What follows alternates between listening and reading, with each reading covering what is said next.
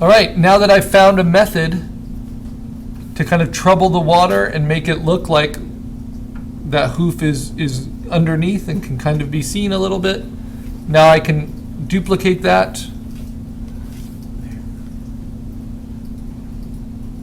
and move that to some of these other areas. Take its opacity down, soften its edges. And that way I am showing kind of the surface of the water.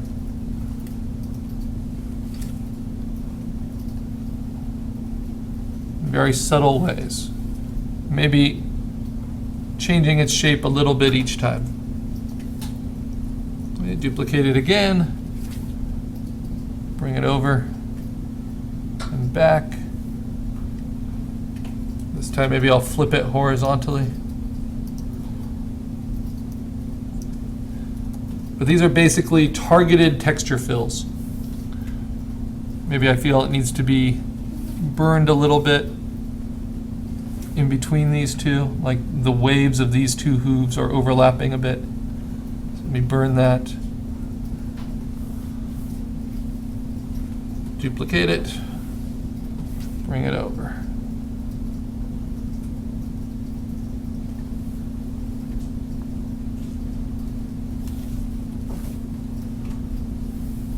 All right, so that was a lot of little detail work, but it's very important to pay close attention to wherever your creature is actually touching your environment. And often that's at the feet. Okay, so now, let's see what we can critique here.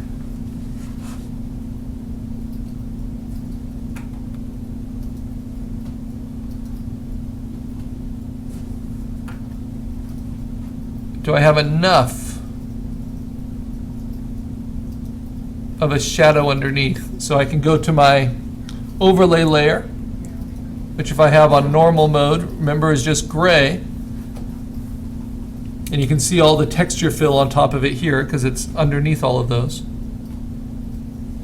But on that, under overlay mode, I can use dodge and burn, and it will look like it's actually dodging and burning the background itself. And I might decide I even need to burn the highlights a little bit because they're so bright here.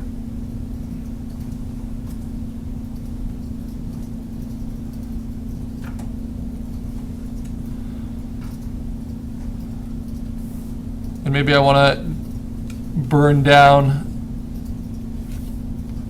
some of the midtones back here.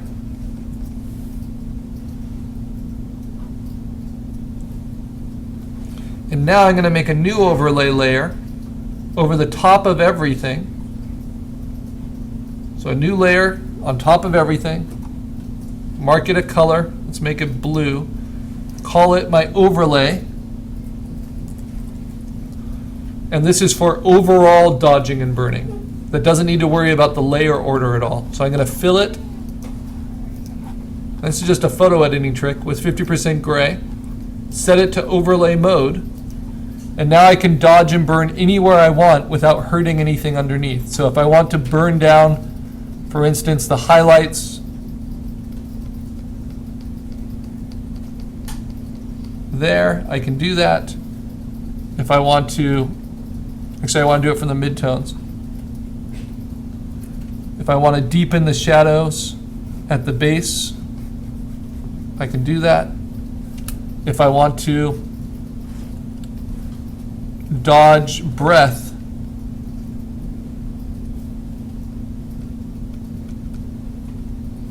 I can do that. Other tricks I can do. I can take my texture fills. Actually, let's just duplicate the whole thing.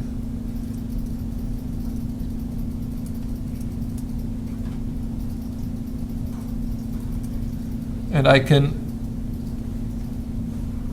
customize them to my creature a little bit. So my creature's breath, if I duplicate it again, make it look like my creature's really breathing. Duplicate it again. Just layering texture upon texture. And as long as there's not hard edges, though there are a few hard edges there I'll need to take care of.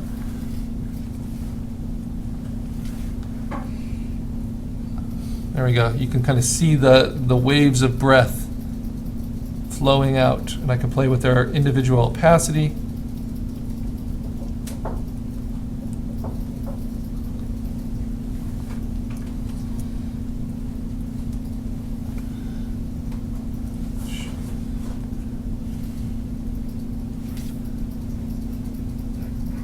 Their individual strength.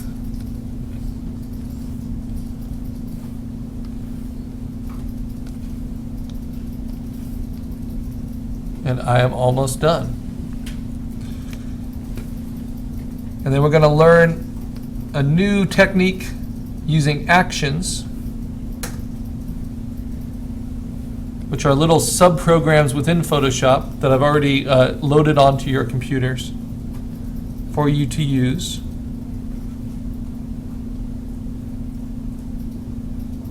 That will help kind of glaze everything together.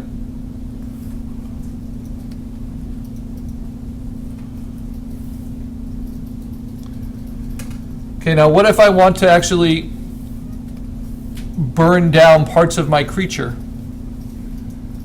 And sometimes that's very necessary. So I could do it right to my creature layer, but by doing this overall overlay layer, that's actually going to work a little bit better. So here, let me burn some of the highlights.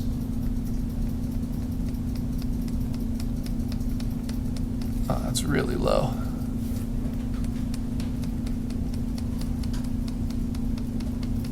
In the antlers here, because they're a little bright. Let me burn the midtones.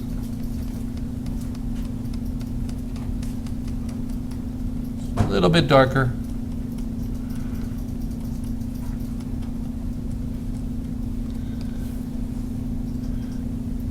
And then I might take some of that texture overlay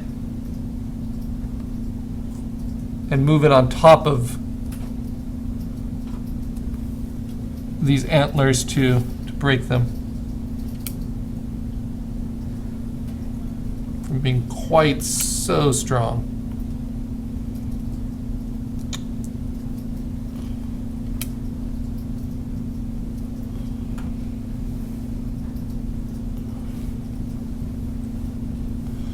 And that way I've kind of selectively chosen where the focal point should stay. And I've softened that transition a lot.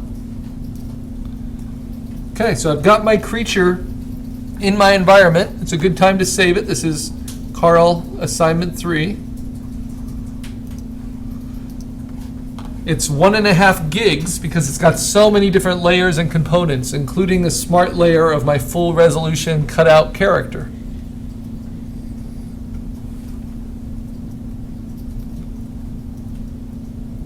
All right. You can see that the face is nicely in focus. So then you have the kind of texture weaving through and around. The color's working pretty well. You can see that the water's very still. And the mouth is open and there's breath coming out. Might blur that just a little bit more. So what more can I do? Well, I haven't really changed much about the setting. You know, I just kind of reacted to it as it was. I changed a lot about the coloring and the levels of my character. But now let's try to mess with the whole thing together, like it's a postcard or a photo that we want to process on its own. So once it's saved, we're going to do something new to it. We're going to save it as a TIFF file. And we're going to flatten it. And this would be what we would do if we print it. But because it will be a flattened TIFF file, everything together, it will not override our PSD. Then we can run different actions on it and try different effects, just to see what they look like. So I go to File, Save As, to the desktop, but instead of a Photoshop file, for the first time, we're going to do a TIFF, a TIFF file, which is an archive file format. And I'm going to say Save. And I want, always with TIFFs, you want LZW compression. It's a lossless compression format that doesn't lose any quality. Just saves space. Because 1.5 gigs is a little ridiculous to keep working with. Okay, now TIFFs can support layers. So right now it's a TIFF file, but with all these layers. But I don't need it to be a TIFF file that's 1.5 gigs. So I'm going to say Layer, Flatten Image. And however it looks here, it's going to merge it all into one layer, and it's going to change it from being 1.5 gigs to being just short of 100 megabytes.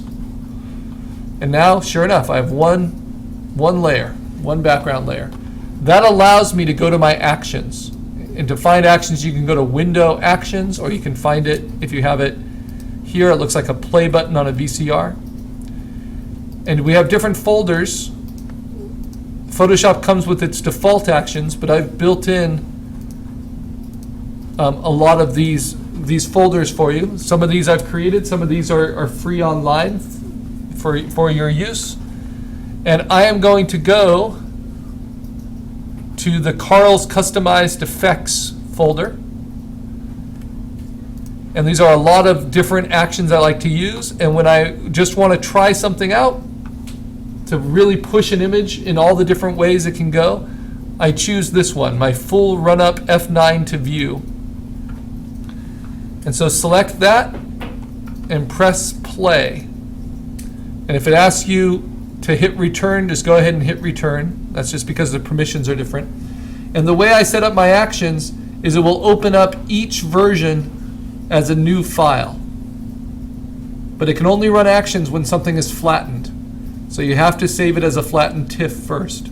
Do not flatten it and then save it as a PSD, because then you lose all the layers you've worked so hard to keep separate. And this is an optional finishing technique for this project, but you might really like the effects. Okay, so now I have all of these different files. See, all of them with different, pushing the picture in different directions. To see them all, I go to Window, Arrange, Float All in Windows. So they're all separate. There's about 12 or 13 different actions. And then F9 to view is because now you hit F9 and you can see them all next to each other. So there's my original, right? And then here's a black and white version of it, and I don't like that, so I'm going to close it and not save, right? This is another black and white version, really overdone, like a pinhole camera. I don't want that, so I'm going to close it and not save. But I'm looking to see if any of these have something I like. Now this cross processes it so that the greens and the reds really separate. And it's cool looking, but not at all what I want for believability, so not that one. This one has something to it that's quite nice. It warmed everything up.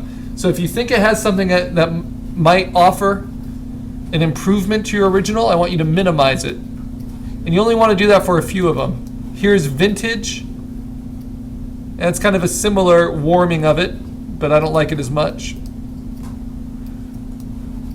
That one just looks kind of blah. This one is way too strong. Way too strong. Because these are meant just to push pretty much ordinary photos to their extreme. So this one really brings out contrast and sharpness, but that's not what we want here. We want atmosphere. Yeah, I don't think I want that one either. That one's too dark. That's kind of nice. Minimize that. That one's too washed out.